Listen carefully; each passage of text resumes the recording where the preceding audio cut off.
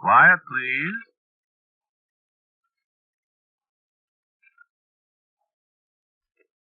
Quiet, please.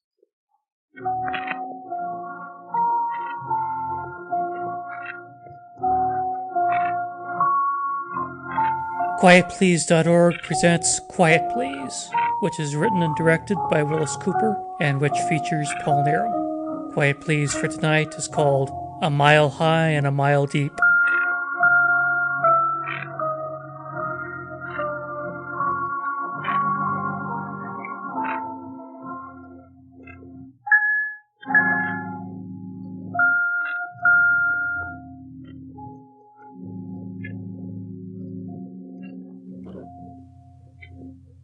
How old would you say I am, partner?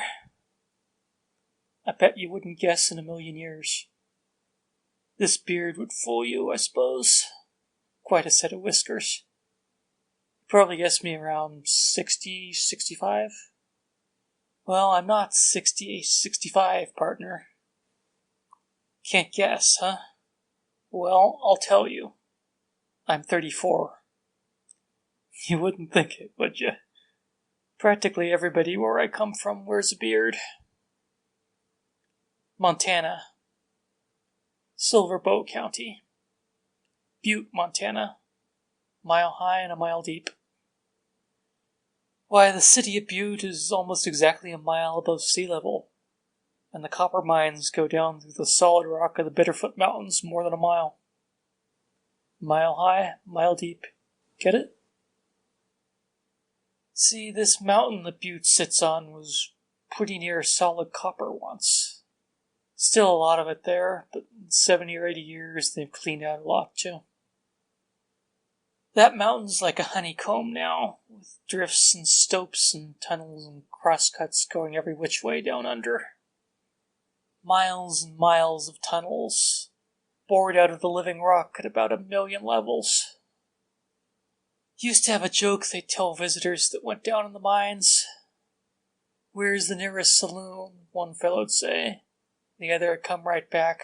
1 mile from here, he'd say. 1 mile, straight up. True, too. Gives you a funny feeling, doesn't it? If you're underground, you can think about all the people up there, up top, riding around in their automobiles, buying groceries, talking to people, all that, and never giving you a thought, maybe.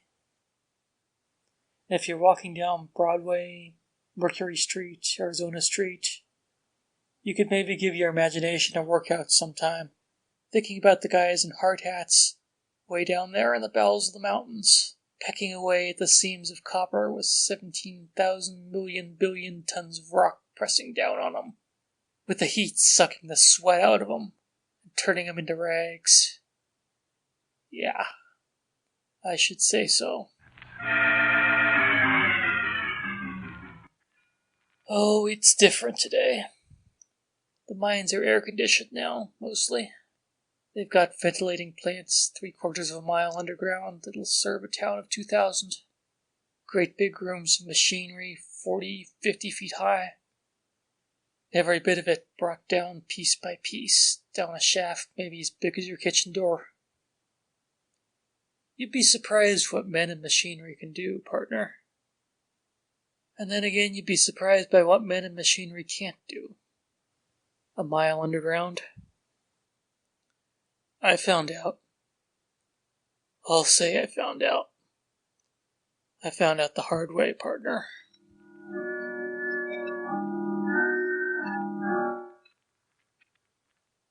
I wish you didn't have to leave that light on. It hurts my eyes. See, there isn't much light down there in the copper mines. Some places there isn't any light at all. Some places there's just hot, heavy darkness.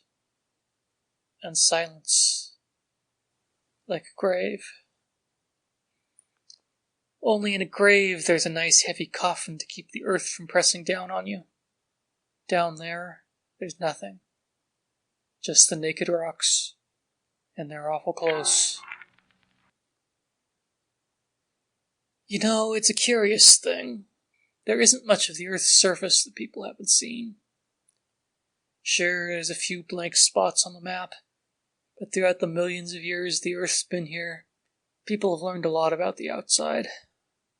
They've even got a pretty fair knowledge of what's down in the ocean.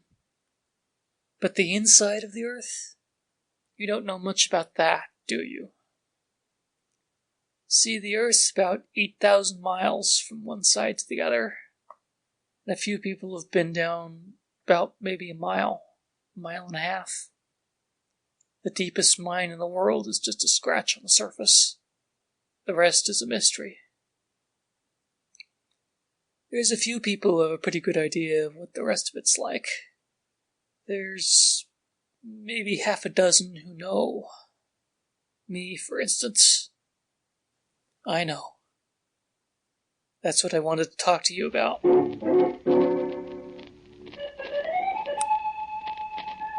It was January 26th, 1932. It doesn't seem like 16 years ago. It seems like 600. My father was assistant superintendent of one of the big mines. I had pretty much run of the place. They used to let me guide parties of tourists down below, take them down and answer all the silly questions, see they didn't get lost or smacked by a carload of ore or a loose shoe in the mud, you know. I knew that mine pretty well, about as well as anybody. Nobody, though, knows all the passageways down there. I told you there's hundreds of miles of them that are known. Also, there's some nobody knows about. Well, I had a party down at the 3,700 foot level. 8 of them, I remember. 4 women and 4 men. Politicians and their wives from Pennsylvania. And Louis Sullivan was with me. A lad about my age that I used to run around with. His first time underground. I'd asked him to come along a half dozen times, but he'd always turn me down. Claustrophobia, isn't that what you call it? Fear of enclosed spaces? Yeah. I can still see Louis standing there with a raincoat on. It's damp down there, you know, and a hard hat with the miner's lamp on it, breathing through his mouth and the sweat pouring down his face as I dropped the gate on the cage and rang the signal to take it away.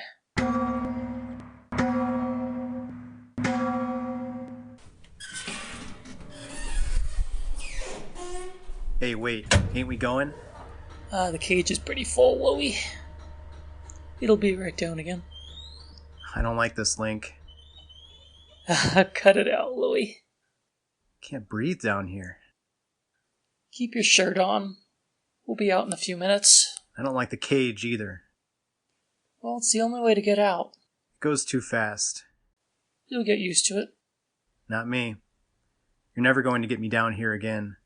How long before the cage will be down again? A few minutes. Oh, say, you want to see something? See what? The Indian writing. What Indian writing? Over here in this crosscut. I don't want to see it. Come on, we've got time. You ought to see it. What is it? Nobody knows. When they headed into this crosscut about 8 years ago, they busted right into a tunnel that was already there. What? Yeah. Can you imagine that? 3,700 feet underground, a blind tunnel. You're crazy. I'm telling you, an Indian writing on the wall. I don't believe it. Come on and look. It's right here. I'll take your word for it, Link. No kidding.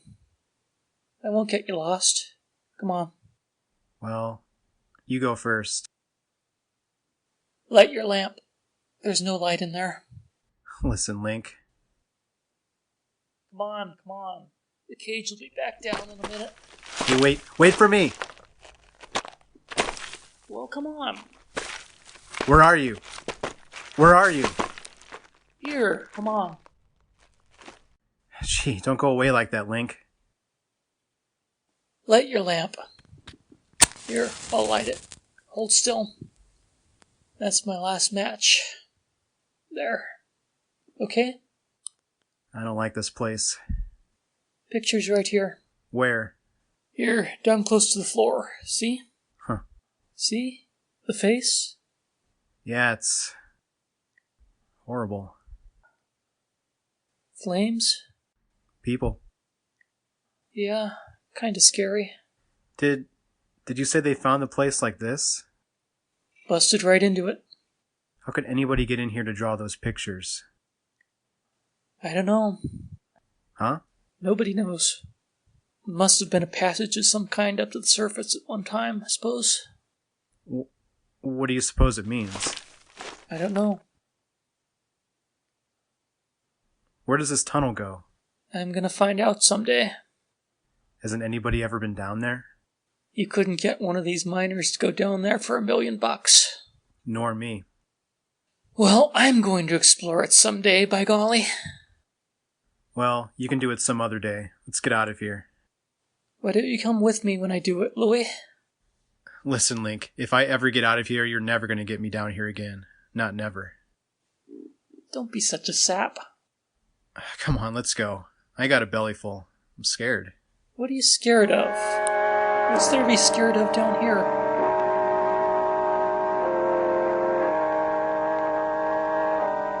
Sure. What was there to be scared of? The entrance to the lighted drift we'd come from was only 20 feet away. The cage to take us back to the surface would be there in a couple seconds. I stepped around a fall of rock that I knew like the back of my head, and there was the mouth of the passage. But it wasn't the right mouth. There was nothing out there but blackness. Thick, crawling blackness that plucked at the feeble lights in our hats. And there was a wind blowing. There shouldn't have been any wind. And then Louis Sullivan yelled at me. Link, my light's going out. And I said, don't be silly, these lights can't go out. But the light on his hat flickered and died. And then my light went out, too.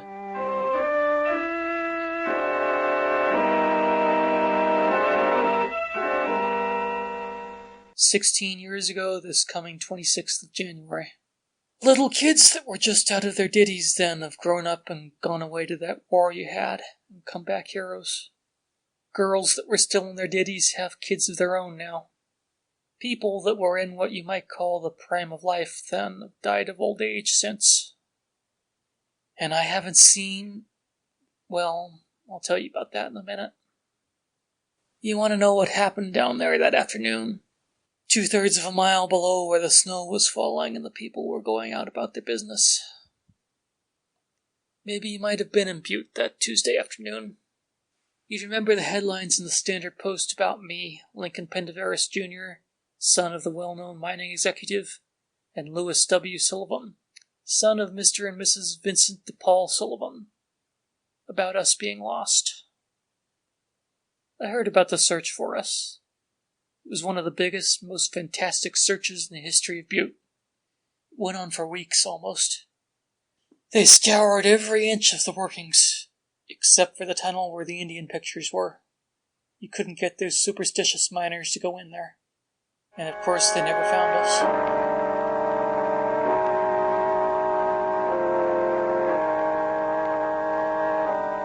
I don't want to get excited and emotional about this, partner. It would be easy to, and maybe before I get through, I may blow my top. If I do, you just go along with me and listen. I don't know whether you're going to believe all this or not. I don't particularly care.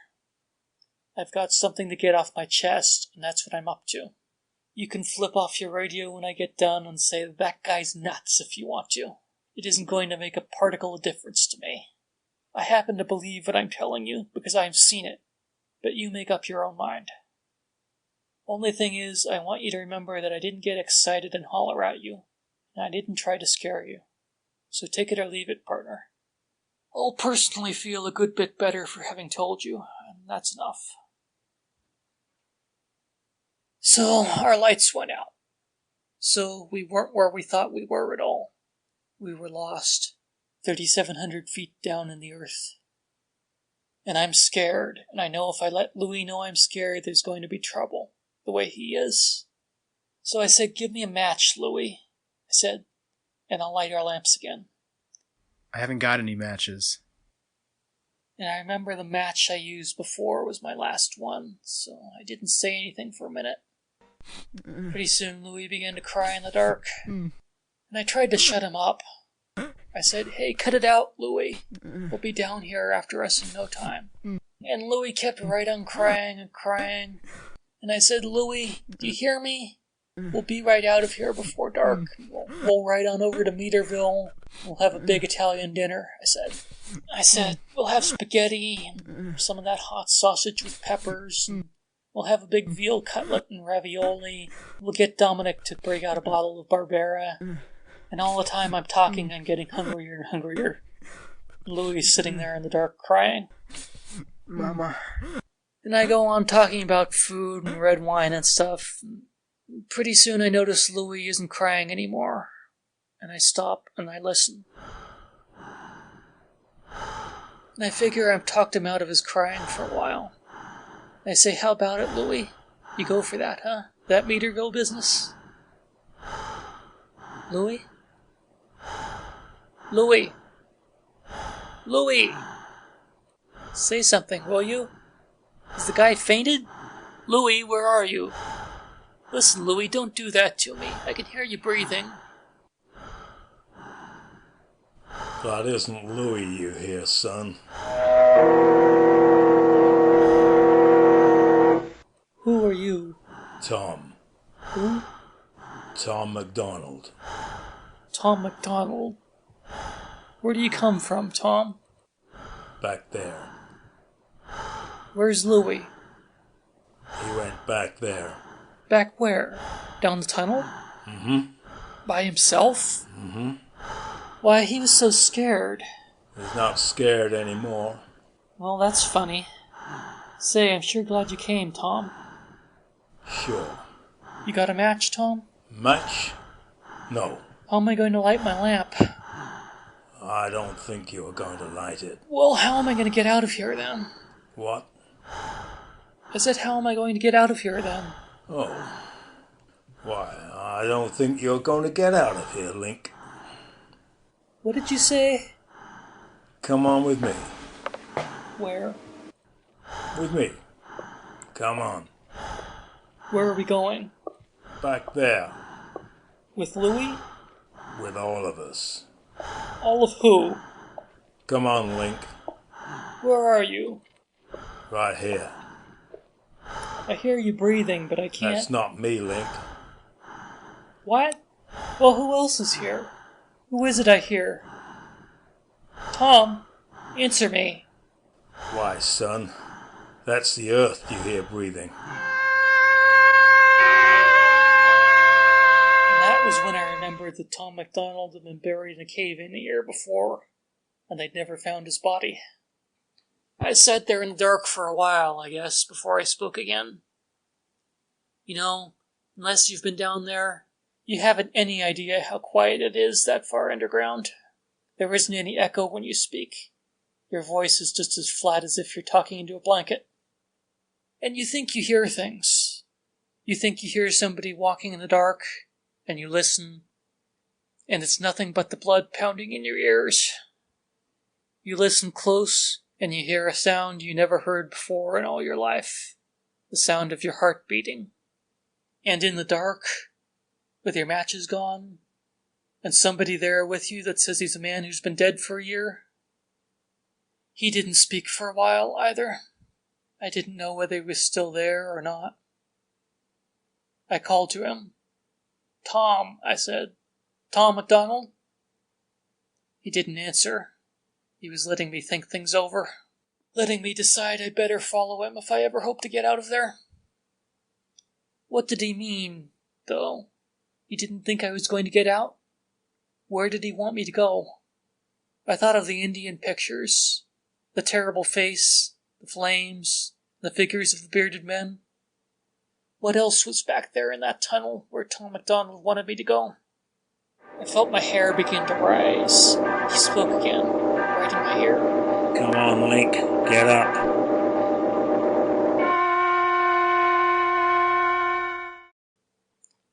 I got up. I listened for his footsteps. I heard him speak again. Come on. And I made up my mind. I followed him into the blackness. I smacked my forehead against the walls as I followed Tom's footsteps down the twisting tunnel. I stumbled in the wet darkness. I called to him, "Tom! Hey, Tom!"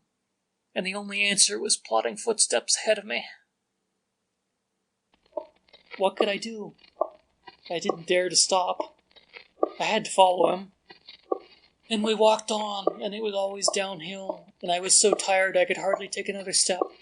And there seemed to be a little glow of reddish light ahead, and the footsteps went on and on. I wanted to stop and rest, but I could hear him ahead of me, and somehow I knew if I stopped I'd never catch up with him again. And then the footsteps halted, and the voice spoke again. Stop right there, Link. Are we nearly out of here, Tom? Be still. And the little reddish glow of lights began to glow brighter, and I looked ahead to see where it came from. I looked around to see who this was that was pretending to be a man dead for a year, and I looked around to find my friend who had disappeared into the darkness. And there wasn't anybody. I stood there alone, and the light got brighter and brighter, and I heard Tom's voice. Don't move, Link. And I heard Louis Sullivan's voice. Don't be afraid, Link. And the light got brighter and brighter, and I couldn't see anybody. And then suddenly it seemed like a great curtain was flung aside, and the place was brighter than day, brighter than 10,000 days.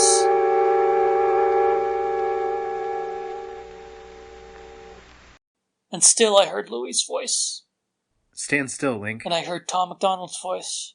Look down, Link, look down. And I looked down.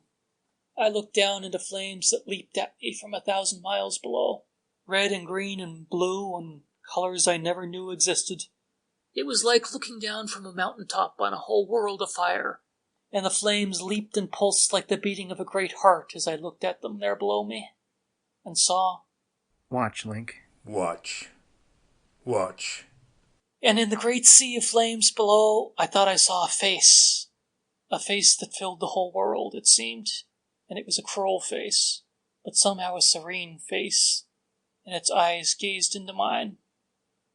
And then it faded, and then I heard the voices again. You saw her, Link. We saw her. And I tore my eyes away from the flames below, and there stood Louis and Tom MacDonald. And I said, without any surprise at all, "Yes, I saw her. It was the face in that Indian picture back there, wasn't it?" You saw her. Who is she, Tom? That is Mother Earth, son.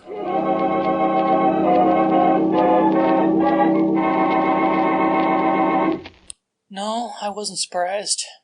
Tom MacDonald stood there on the brink of that sea of flames, and looked at me, and talked to me, and I knew it was Tom MacDonald, even though I knew Tom MacDonald was dead. I recognized him. Tom MacDonald, when I knew him, had been clean-shaven. Now he was wearing a beard like some patriarch out of Holy Writ, but there was no doubt in my mind. I can hear that voice of his as matter of fact as it had ever been. The Earth lives, son. The Earth lives just the same as we do.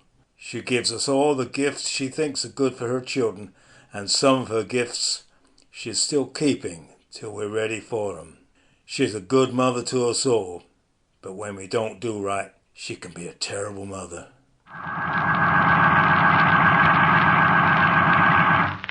And I swear the flames leaped higher when he said that. She asks very little from us, son, but what belongs to her, she takes.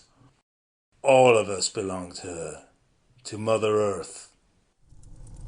Then the sea of flames below us seemed to make a kind of great music. It was almost a voice, chanting something that I knew I ought to understand, but couldn't quite get. And as the flames reached higher again, and the music rolled at us in their light, I saw hundreds, thousands, millions of men and women standing there on that same ledge we were standing on, gazing down into the face of Mother Earth, dim in the raging fires. And the flames rose higher, and the music sounded louder, and suddenly the flames swept up to us, all the millions of people I hadn't seen, and I heard Tom MacDonald's voice again, through the music and the roar of flames. Mother Earth takes us now. You are the one that is left. You will know what to do. And the flames fell back again, and I was all alone with Mother Earth. It was dark again, but I could see. And I could see the smile on her face. And I knew. And so I've come to tell you, partner, I don't care whether you believe me or not. I know what I believe. I know what I learned. I know that this place under the city of Butte, Montana, county seat of Silverbow County, population 1940, 37,081, elevation above sea level approximately 1 mile. I know that this place is not the only one in the world where there's a gateway to Mother Earth and her fires. I know there is one back of a certain hangar at Tempelhof Field in Berlin. I know about one near Mono Lake in California. There's one a few miles from Haverstraw, New York. And there are many others. No, you can't find them, partner. And the reason why nobody's heard of them is simple. Have you guessed it? That's right. Nobody ever comes back to tell about them. There's just one or two other things to tell you, and then I'll be going. Every year, one of these, I'll call them gateways. Every year, one of the gateways supplies the people for Mother Earth. It was Butte in 1932. Last year, they came from a place in Mexico where there's an ancient Maya ruin. In the years between, we who are left go back and bring people back to our underground caverns to wait. You've heard of people disappearing. There was that man who disappeared from room 307 of the Finland Hotel in Butte. The girl named Lucienne from down on Mercury Street in Butte. People who drop out of sight and are never heard of again. That's what becomes of them. They belong to Mother Earth. Incidentally, remember I told you about the gateway behind the hangar and Tempelhof Field in Berlin? Wasn't there a man and a woman who disappeared a couple of years ago in Berlin? Quite well-known people? Don't worry about them. They belong to Mother Earth with all the rest. This year it's our turn again in Butte. We haven't got quite enough people yet, but we'll get them. Mother Earth takes what belongs to her. So maybe some night you'll wake up suddenly in the dark and you'll hear somebody breathing when you know there isn't anybody there. Maybe you'll believe me then. Maybe. We'll see, partner, won't we?